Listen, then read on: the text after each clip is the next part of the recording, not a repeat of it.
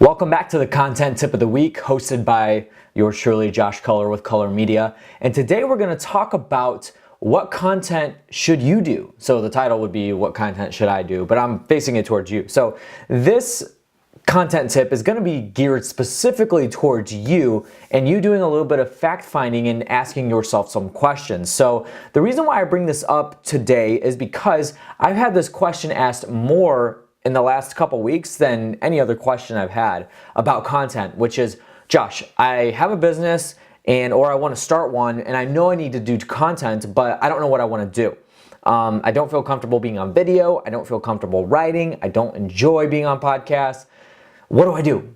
So I got a few questions to ask yourself, and then I'm going to kind of try to point you in the right direction with what kind of content you should do. So if you are in the position where you know you need to do content, you have a business, whatever it is, whether you have a cake shop or you're a real estate investor, doesn't matter. You know that you got to do content, which any business out there, I don't care what business you're in, doesn't matter if you're a auto mechanic shop, you should be doing some sort of content, right? And if you have any questions on like how to do content for an auto mechanic shop, I mean, there's a million and one things you could do. So it's all about bringing value, right? That's the point of content, is to do that. And so content is your voice, social media, your website, other places that you put the content, that is the platform. So that's the thing to understand here going into this. So you know that you need to do content. Where do you start? I got a list of questions I'm going to have you ask yourself. So make sure you write this down while we're going through this. But the first thing that I want to hit on is to make sure that you understand that content is a marathon and it's not a sprint.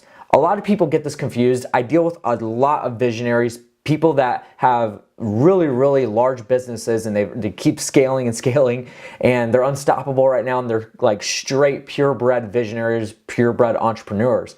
And I deal with these people often. And the problem with those people, I am one of them as well, is that they want results now. They want to see results now. They think, you know, I want to put out one podcast and it's going to go viral. I'm going to get 1 million downloads in the first week, right? And that's not the truth. When it comes to content, it's a totally different ballgame than any other piece of marketing. So a lot of times in marketing, you may be putting out ads or you may be putting out bandit signs or whatever if you're a real estate investor, and that's something to specifically bring leads in. Content has to be approached in a different manner, where content is where you're giving, and very seldomly you're gonna try to ask the question of, you know, hey, buy my product or give me your lead or whatever it is. But content is a marathon. It's not a sprint. You have to be thinking it in long-term substances, because let's say you do start a podcast or you do start a YouTube channel. It doesn't take off overnight like that. It takes time and commitment and consistency and patience to continue to grow that. And eventually what I have seen, especially with podcast channels, is that they hockey stick. So for the first 6, 8, 9, 10 months, you barely see any growth. And then all of a sudden it starts to compound and compound and compound. And all of a sudden it just goes to the roof. I see this more often than anything. An interesting statistic I heard the other day on a podcast was what's the name of the podcast? Social Media something. It's by Buffer, like the actual platform Buffer. And they were talking about, I think it's like 60% of podcasts that are out there die within the first 6 months, which is absolutely insane. So they don't even get to 6 months of putting out podcasts before they actually quit. 60% of people that do that. And then I believe it was 80% of people by year 1 are done. So that means that there's only 20% of you that are actually sticking with it, which 80% of you aren't patient enough and you're not being consistent with it. So stay consistent. That's the first thing that I want to hit you with right off the bat here. So let's go into this. What should you do? So these are questions that you need to ask yourself. First of all, it starts with self-awareness. Like, you really need to evaluate what you're comfortable with, what you aren't comfortable with, what you hate doing, what you dislike doing, what you are good at, what you enjoy doing. All this plays a factor in what kind of content you're going to put out, because you don't ever want to do something that you're not comfortable doing, or else more likely you're not going to be very good at it. So a couple questions to ask yourself. Number one is, what are you afraid of, right? So in me being in video production, I come across people all the time that dislike, like they despise being on video, which is kind of weird for me because I'm not fearful of being on any kind of platform, which it's not really an arrogance thing. I think it's more of a confidence thing. I've just never had a struggle with that. And so I know people that hate being on video. I know people that hate being in photos. I know people that don't like being on podcasts, whether it's an interview or whatever it is. People, maybe they just don't like their voice. Or they think, hey, I suck at writing. I don't like writing. So these are things that you need to be self-aware of. What do you dislike? What are you afraid of actually doing with content? And then the next thing is, what are you comfortable with? So do you feel comfortable talking and having people hear your voice? Do you feel comfortable writing? Do you feel comfortable being on video? Ask yourself these questions because, again, this is going to play a very big role into what kind of content you're actually going to put out. Then the last thing that I have here is a little bit more straightforward, is what content do you consume? So if you ever heard the quote, the best authors read the most, it's the same thing with video. It's the same thing with podcasts or photo or, like I said, writing. So whether you're going to write a blog or whatever. So normally, whatever content you consume the most, that is what you're going to kind of gauge your content after, because you're going to see these YouTube videos that you're following some of these channels, you're subscribed to some YouTube channels, and you see these videos they're putting out and you say, I like that video, I should do something like that. But if you're not ever watching YouTube videos or watching videos on Facebook or Instagram or whatever, more than likely, you're not even going to know what to look for with videos. You're not going to know what you need to do. So it's important to understand this. Now, this isn't always 100% true, right? So there are some anomalies. There are people that have sworn that they've never read a book before and they've written books. So there's one or two people like that in the world that I'm not going to mention names, but more times than not, if you're just an average human being, then whatever content you consume the most is normally what you enjoy consuming, right? That makes sense. And more times than not, it's going to be what you're good at in the long run. So the second thing here that I have after the questions is, where is your audience? So this is something you've got to be, number one, you've got to be self-aware of you, but then you got to be self-aware of your audience. So you got to put yourself in your audience shoes. So for instance, if you're a real estate investor, more than likely your audience is not going to be on Snapchat, right? So you're probably not going to put videos or photos on Snapchat. Now, there could be an argument made on that, but you really want to utilize and go hard after where your audience is. I strongly believe in going hard after something specific. So real estate investors, more than likely your audience is on Facebook or LinkedIn. I found actually Facebook is a lot more dominating with real estate investors, but both of those. So go after those two first, and once you've started getting a lot of traction with those two, then open it up to Instagram and Twitter, maybe YouTube, maybe start writing articles for Medium. So you got to establish where your audience is. If you're a cake shop, more than likely your audience is probably not on LinkedIn, right? They may be on YouTube though, and they're probably on Instagram. So take photos of your cakes that you design or that you bake or whatever, post them on Instagram. That's where your audience is. So you have to establish where your audience is and ask yourself the question that I asked previously, is what kind of content do you consume?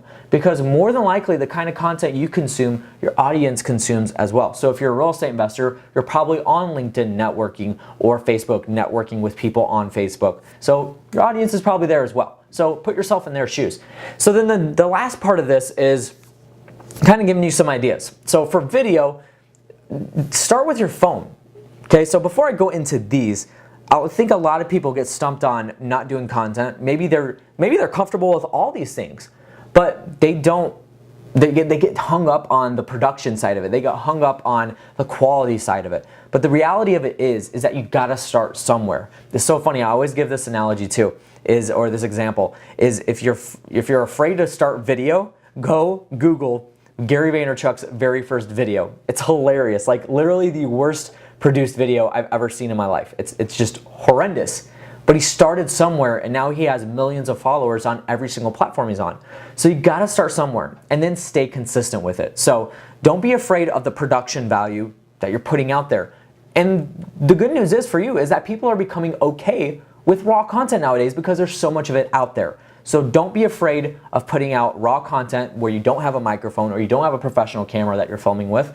Just put content out, and eventually you'll shape it, you'll sharpen your tools, and then you'll start to become better and better and better, and eventually you'll get to that level. So the first thing is video. So starting with video, if you like being on video, then start with your cell phone. I mean, the cell phones nowadays, the cameras on them are absolutely insane. So literally just do this, and I did a video on the vertical video versus square video versus landscape, so go watch that if you haven't. But literally start filming yourself on, if you're a real estate investor and you're flipping a house, then film yourself flipping the house, like at the house that you're flipping, and talking about the updates that you're making on the project. So do that. Create videos with your phone, and then you can edit. There's video editors on phones nowadays, and you can edit the videos with that. Post them to Facebook, post them to YouTube, and then just roll with it. You gotta start somewhere. If you're writing, then write blogs. That's a good place to start. So if you are wanting to write a book and you're not entirely sure how to get started, just start writing blogs. And that's a good warm-up for you, good practice in order to get yourself out there to where you can actually write an entire book. And that's kind of how I did it when I was writing my book, The First 25. So write blogs, post them to Facebook Notes, post them to Medium. Medium is basically the social media for blogging.